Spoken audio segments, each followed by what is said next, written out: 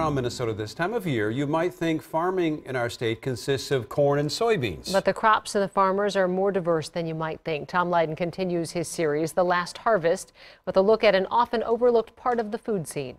That's right. Since the 1980s, Hmong farmers have been big players in the local food movement, but they often don't get the credit or praise they should. Their biggest challenge? Access to land that's affordable and near the metro. And that's exactly what they found on a small farm south of St. Paul.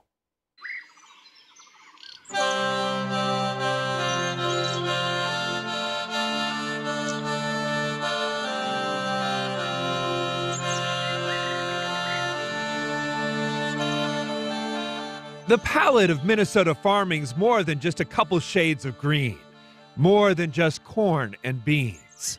This is cantaloupe.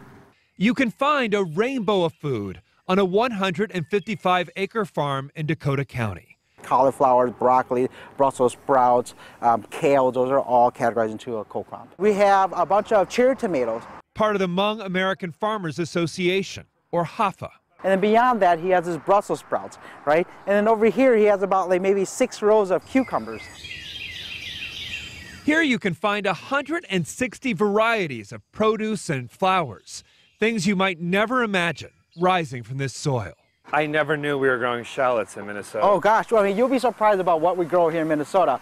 We are #1 in corn and bean, right? State of Minnesota. But at the same time, we also need food on our plate.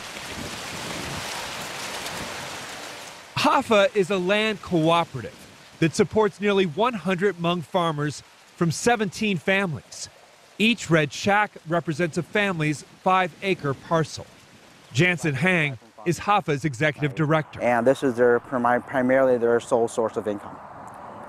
And so they're always at the mercy of Mother Nature. That's why they are so invested into their farm business operation out here on the HAFA farm. An average farmer spends anywhere from 10 to 14 hours a day on the field, whether that's weeding, planting, or harvesting, washing, and whatnot here. Okay. Chow here is growing cucumbers, something he was already familiar with back in Laos. Since arriving in Minnesota as refugees in the 1970s, the Hmong have become trailblazers in the local food economy.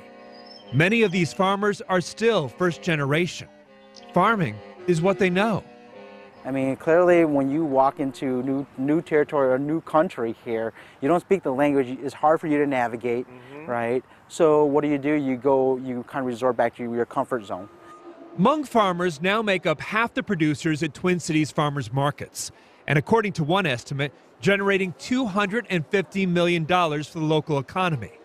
They also sell fresh produce to 7 local school districts, and have found themselves key players in the farm-to-table movement. When the Hmong farmers come on Friday and they've got a few cases left, I usually just buy whatever they have. Veggie burger. At Tilly's Farmhouse restaurant in St. Paul, owners Carrie and Tom Grittner are committed to local sourcing, proudly displaying their local partners. You know, with the Hmong farmers, and you're seeing a lot of different things at the markets. And right now we're running an ube, like a purple sweet potato latte. Crispy kale, we just bake that and it turns crispy like a chip. But there are also trade-offs with this approach. There's no Cisco truck pulling up and back, so if it's not in season, it's not on the menu. People want tomatoes in August, and they're typically not ready yet, right? But that's when they want them. Come October, when there's tomatoes coming out your ears, nobody wants them. Americans have become used to produce and vegetables of all kinds year-round, and sometimes cheaper than buying local. So we have tomatoes grown in here. But at HAFA, buying local isn't just trendy, it's supporting a way of life. For many of these farmers, language can still be a barrier, as well as financing. And I imagine if things go wrong with the weather, you guys don't have crop subsidies or crop insurance or things like that. And that's the biggest challenge, right? That there isn't crop subsidies for specialty crop production. A Hmong farmer is not taking a 5-acre and investing all into corn or into beans or cucumbers. They're truly farming without a safety net, at the whims of not just weather, but also consumer tastes, all the while preserving a way of life, even as they expand the palette of what it means to be a farmer in Minnesota.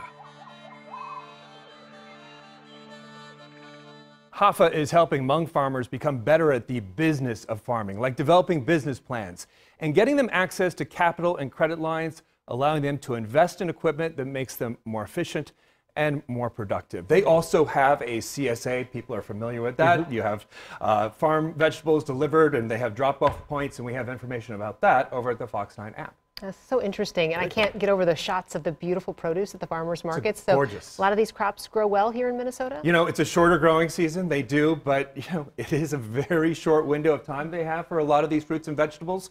And if they have an early frost or something like that, they can be in real trouble. They really don't have a safety net. And they've spent 3 decades refining their techniques in Minnesota versus what they came from. And they get better and better. They're not certified organic, but they're using many of those techniques in growing. All right, interesting. Thanks, Tom. Sure. Thanks. All right, still to